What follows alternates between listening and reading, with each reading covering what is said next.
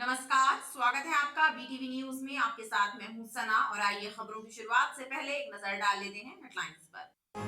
केंद्रीय वित्त मंत्री निर्मला सीतारमण ने पेश किया सप्तऋषि बजट। टैक्स स्लैब में मिली छूट से लोगों में हर्ष की लहर, कुछ ने बताया इसे चुनावी बजट। शादी का प्रलोभन देकर युवती का दैहिक शोषण करने वाला व्यक्ति हिरासत में, युवती की शिकायत पर विजयनगर पुलिस ने की कार्यवाही।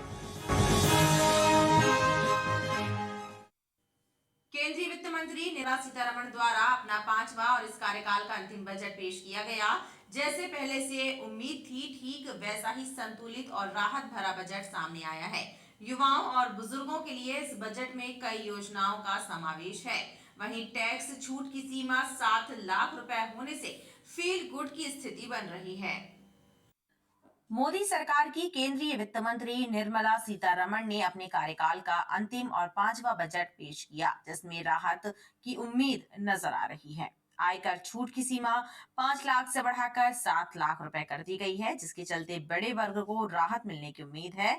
बजट में युवाओं और महिलाओं के लिए कई महत्वपूर्ण योजनाओं की घोषणा की गई है। आयकर का नया स्लैब घोषित किया गया है और करीब 9 साल बाद टैक्स में किया गया बदलाव भी राहत देने वाला साबित हो सकता है। हालांकि इस बजट पर भी अलग अलग प्रतिक्रिया सामने आ रही है। कुछ इसे संतुलित बजट तो कुछ लोग इसे निराशाजनक बजट बता रहे हैं। केंद्र सरकार के इस आम बजट में मोबाइल, साइकिल, खिलौने, एलईडी टीवी, इलेक्ट्रॉनिक वाहन एवं बायोगैस से जुड़ी चीजों को सस्ता करने की घोषणा की गई है। वहीं किचन चिमनी, सोना, प्लेटिनम, शराब, सिगरेट और विदेशी चांदी का महंगा होना तय है। ठीक ठीक है, मतलब सो कह सकते हैं इसको। और सभी पक्षों का ध्यान रखते हुए वर्तमान स्थिति को देखते हुए बजट बनाया गया है। एक दो टैक्स स्लैब बढ़ा के इनने एक अच्छा काम किया है। लोगों को इससे महंगाई से कुछ राहत मिलेगी। दूसरा, एमएसएमई को 1% जो टैक्स में रिबेट, मतलब ब्याज में रिबेट दिया गया है, वो भी एक अच्छा कदम है। महिलाओं के लिए भी इनने जो योजना लाए हैं वो अच्छा है। कुल मिला के बजट 10 में से 8 नंबर है। मैं तो इस बजट को स्मार्ट बजट बोलूंगा। स्मार्ट बजट को कितने लोग समझेंगे, ये लोगों की समझ के बाहर है। मेन बजट जो शिक्षा, स्वास्थ्य और सुरक्षा, जो सेंट्रल गवर्नमेंट की जवाबदारी होती है, उन तीन पे केंद्रित होना चाहिए। सुरक्षा कोई क्लियर नहीं है, स्वास्थ्य कोई क्लियर नहीं है, शिक्षा कोई क्लियर नहीं है। साउथ अफ्रीका और ऑस्ट्रेलिया जैसी कंट्री में जहाँ शिक्षा का बजट 12 से 13% है, ऑस्ट्रेलिया में 13% है, हिंदुस्तान के अंदर एक डिजिटल एजुकेशन दिखा करके इन्होंने शिक्षा को तीसरी कर दिया।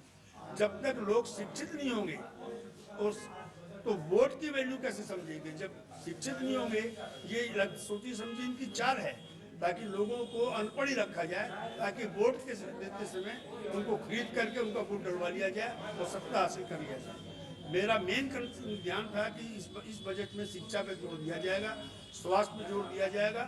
कोचिंग क्लासेस, हम लोगों ने कभी कोचिंग क्लास अटेंड नहीं किया।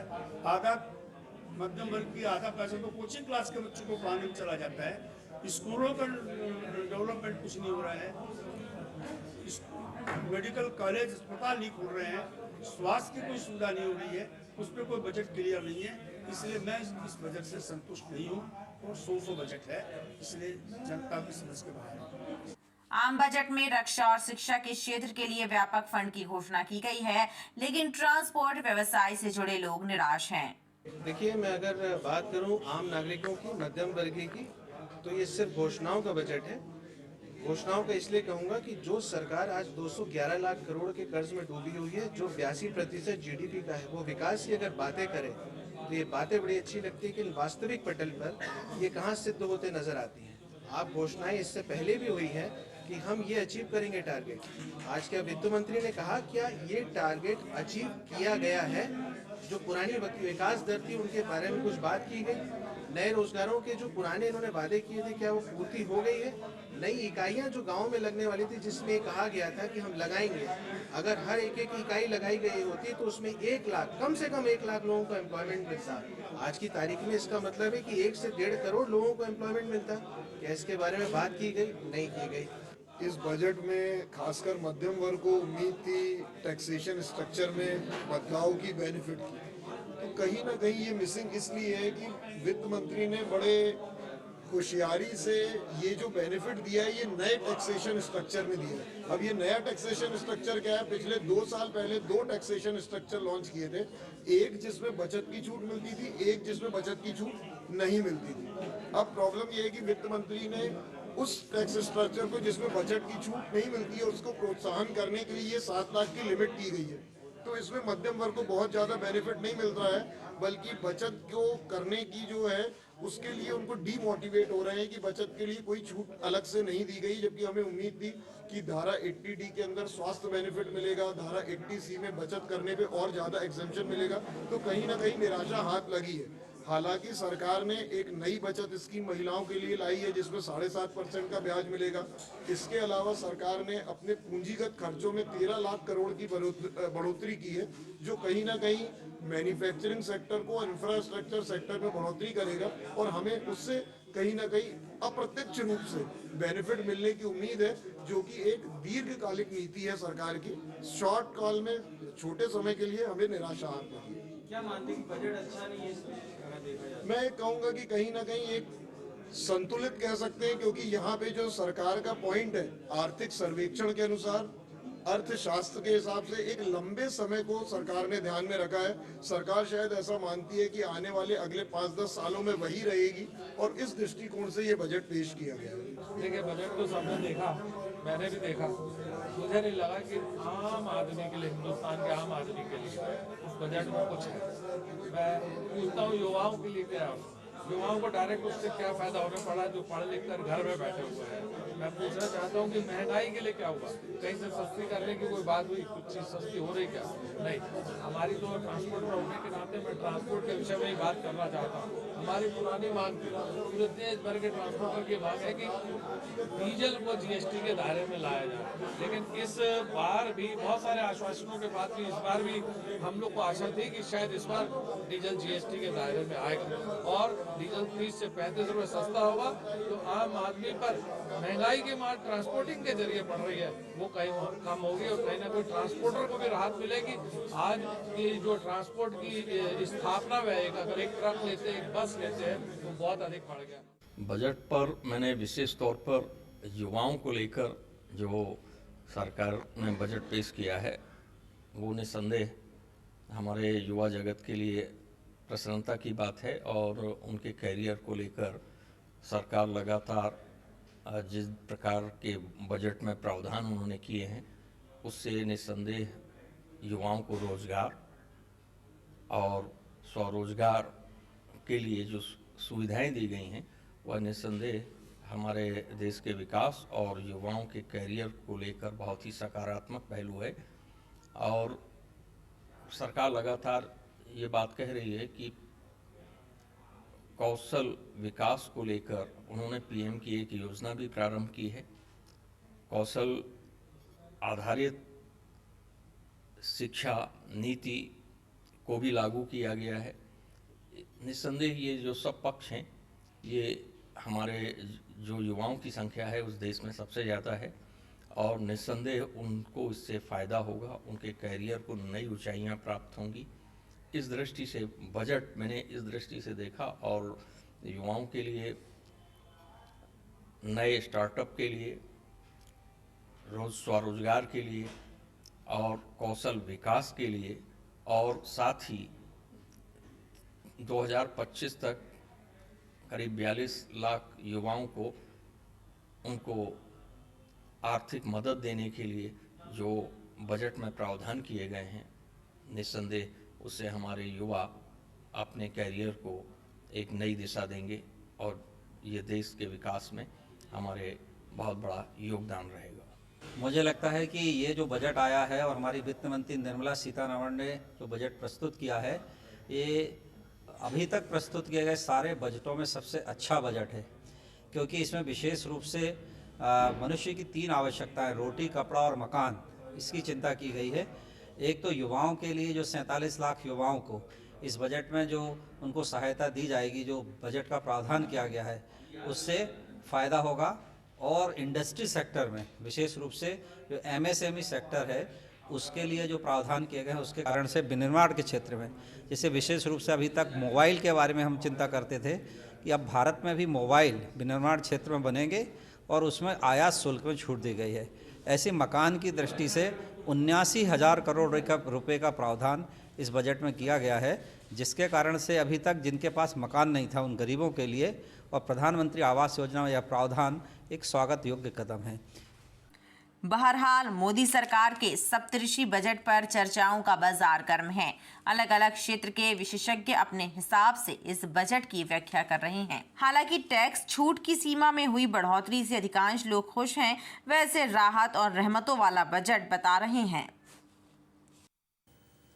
खेलो इंडिया यूथ गेम्स में बुधवार से तीरंदाजी स्पर्धा का शुभारंभ हुआ। रानीताल स्टेडियम में आरंभ हुई इस प्रतियोगिता में बालक एवं बालिका वर्ग की रैपिंग राउंड संपन्न हुआ, जिसमें बालक वर्ग में अमित कुमार की सेकंड पोजीशन रही, तो वहीं बालिका वर्ग में मध्य प्रदेश की सलोनी किरार का दूसरा स्थान रहा। खेलो इंडिया यूथ गेम्स में खिलाड़ियों का उत्साह चरम पर है। खो खो के बाद बुधवार को तीरंदाजी स्पर्धा भी आरंभ हो गई, जिसमें मध्य प्रदेश के खिलाड़ी भी अपने खेल का शानदार प्रदर्शन कर रहे हैं। तीरंदाजी में बालक वर्ग में राजस्थान के रामपाल चौधरी को प्रथम स्थान मिला, जबकि मध्य प्रदेश के अमित कुमार द्वितीय स्थान पर रहे। वहीं बालिका वर्ग में दिल्ली की ऐश्वर्या शर्मा प्रथम, महाराष्ट्र की अदिति गोपीचंद द्वितीय, पंजाब की परनीत कौर तृतीय एवं मध्य प्रदेश की सलोनी किरार चौथे स्थान पर रहीं। फिफ्थ खेलो इंडिया का तीसरा दिन है, जिसमें लीग जो है वो लास्ट होगा। उसके बाद कल से नॉकआउट सिस्टम शुरू होगा। अभी जो मैच है आप देख रहे हैं, छत्तीसगढ़ और आंध्र प्रदेश, मध्य प्रदेश और तेलंगाना के बीच चल रहा है। इसके बाद 2 मैचेज और होंगे जो गर्ल्स के होंगे, फिर 4 मैचेज शाम को होंगे।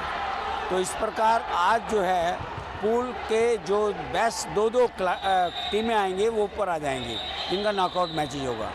मैं ये बताते हुए मुझे हर्ष हो रहा है कि जो यहाँ पर व्यवस्था है, जो खेल का स्टेटस है, ये बहुत ही अच्छा है और इससे सभी जितने भी हमारे खिलाड़ी हैं, निर्णायक हैं और दूसरे लोग हैं, सभी बहुत खुश हैं। मुझे यहाँ पे बहुत अच्छा लग रहा है। यहाँ पे बहुत सारे गेम्स हो रहे हैं, जिनको देख के हमें बहुत सारी चीज़ें सीखने को मिल रही हैं और यहाँ पे देख के बहुत जो चीज़ें हम स्कूल में खेलते हैं, खो खो हमने स्कूल में भी खेला है और हमें यहाँ पे आके पता चल रहा है कि हमने खो खो में क्या गलतियाँ करी थी, हमें क्या सुधारनी चाहिए। हमें यहाँ पे आके बहुत सारी नई नई चीज़ें पता चल रही हैं और बहुत अच्छा। यहाँ पे हमें पता चले कि स्पोर्ट्समैन असली होते कैसे हैं। यहाँ पे बहुत अच्छे से सब लोग खेल रहे हैं। यहाँ पे सब लोग बहुत अच्छे से मेहनत करी है। हमें बहुत मोटिवेशन मिल रही है यहाँ पे आके। अब हम भी अपने जाके कुछ कर लेंगे।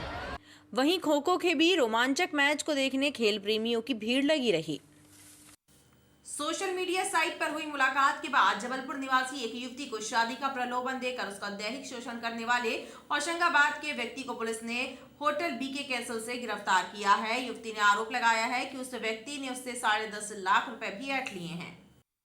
शादी का प्रलोभन देकर एक युवती से रुपए ऐंठने और उसका दैहिक शोषण करने की शिकायत सामने आने के बाद पुलिस ने होशंगाबाद निवासी सुमित गुप्ता को होटल बीके कैसल से गिरफ्तार किया। विजयनगर थाना प्रभारी संदीपिका ठाकुर ने बताया कि थाना क्षेत्र में रहने वाली पीड़िता ने शिकायत दी थी कि सोशल मीडिया साइट पर उसकी पहचान सुमित से हुई थी और धीरे धीरे उनकी मुलाकात बढ़ने लगी। इस दौरान सुमित ने शादी का झांसा देकर उसका शारीरिक शोषण किया और उससे 10.5 लाख रुपए भी ऐंठ लिए एवं बाद में शादी से इनकार कर दिया। प्रार्थिया थाने पर उपस्थित आई थी और एक शिकायत बताया था कि औरंगाबाद से एक व्यक्ति से उसकी जान पहचान हुई थी।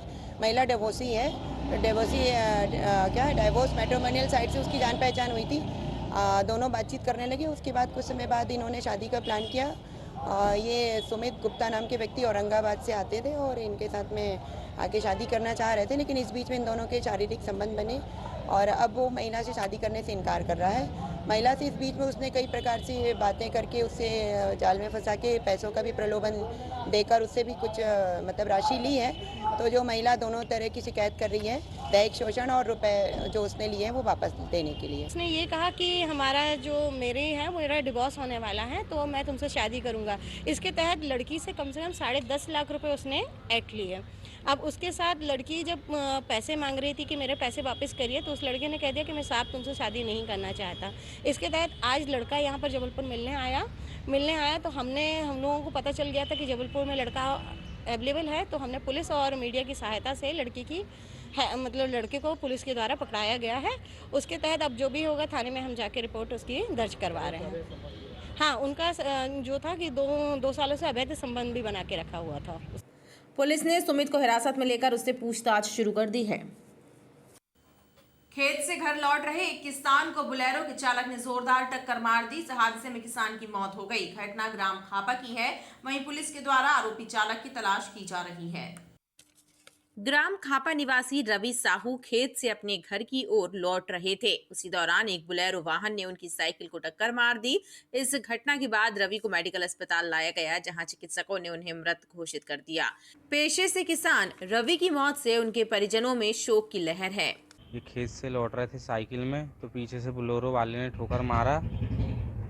सिवनी जिला के रहने वाले हैं और थाना पड़ता है केवलारी। 42 साल के हैं, रवि साहू नाम है। परिवार में कितने लोग हैं? कचपुरा ब्रिज के पास एक अज्ञात वाहन की टक्कर से एक व्यक्ति गंभीर रूप से घायल हो गया और उसे इलाज के लिए मेडिकल अस्पताल ले जाया गया, जहां उपचार के दौरान उसकी मौत हो गई। त्रिपुरी चौक में रहने वाले ऑटो चालक कृष्ण कुमार नागले को कचपुरा में किसी अज्ञात वाहन ने टक्कर मार दी। इस घटना के बाद वाहन चालक फरार हो गया। वहीं गंभीर रूप से घायल हुए कृष्ण कुमार ने मेडिकल में इलाज के दौरान दम तोड़ दिया। परिजनों ने बताया कि कृष्ण कुमार किसी काम से कचपुरा गए थे, उस दौरान ये हादसा हुआ। ये मेरे चाचा जी थे, इनका नाम कृष्ण कुमार नागले था। ये अपने निवास त्रिपुरी चौक से कचपुरा ब्रिज के लिए किसी कार्य से गए हुए थे। उस समय वहाँ से लौटते समय इनके साथ ये दुर्घटना घट गई है। इनका नाम कृष्ण कुमार नागले है, उम्र इनकी 45 साल है। ये त्रिपुरी चौक गढ़ा थाने के निवासी हैं। ये ऑटो चलाते थे। पुलिस ने मामला दर्ज कर वाहन चालक की तलाश शुरू कर दी है। और अब एक नजर मौसम पर। उत्तरी सर्द हवाओं ने फिजा में ठंडक घोल दी है। आलम यह है कि दिन के वक्त भी लोगों को सर्दी का एहसास हो रहा है। मौसम वैज्ञानिकों के अनुसार तापमान में भी कमी आने लगी है। न्यूनतम तापमान 13 से लुढ़ककर 11.1 डिग्री सेल्सियस दर्ज किया गया है। उत्तरी सर्द हवाओं ने शहरवासियों को ठिठुरने पर मजबूर कर दिया है। सूर्यदेव के दर्शनों के बाद भी सर्दी का एहसास दिन के वक्त बना हुआ है। वहीं रात के वक्त सर्दी से बचने के लिए गर्म कपड़ों का सहारा लिया जा रहा है। आज सर 1 फरवरी है और आज सुबह से मौसम काफ़ी ठंडा हुआ है। हम लोग क्रिकेट खेलने भी जाते थे और अच्छा आनंद आया आज क्रिकेट खेलने। मौसम काफ़ी ठंड है और दोपहर में थोड़ा सा गर्म हो जाता है और रात में फिर से शीतलहर टाइप की चलती है। तो मतलब आने वाला फरवरी का महीना मेरे ख्याल से ऐसा लग रहा है कि पूरा ठंडे से जाएगा और काफ़ी अच्छा माहौल रहने वाला है। आज से गुलाबी ठंड का माहौल चालू हो जाता है। सुबह ठंडक रहती है, दोपहर को गर्माहट रहती है और रात को फिर ठंड। ऐसा लग रहा है कि अब गुलाबी ठंड का मौसम आ ही गया है। बिल्कुल दोपहर में गर्मी लगती है, शाम को 11 रात को 11 बजे तक ठंड गर्मी रहती है। उसके बाद तो ठंड का एहसास बहुत तेज हो जाता है। हवाओं का जो रुख चल रहा है बहुत गुलाबी चल रहा है। मौसम वैज्ञानिकों ने बताया कि न्यूनतम तापमान 11.8 डिग्री सेल्सियस दर्ज किया गया है। वहीं संभाग के कुछ स्थानों में तेज हवाओं के साथ हल्की बूंदाबांदी होने की संभावना व्यक्त की जा रही है। खबरों का सिलसिला लगातार जारी रहेगा। आप देखते रहिए BTV न्यूज।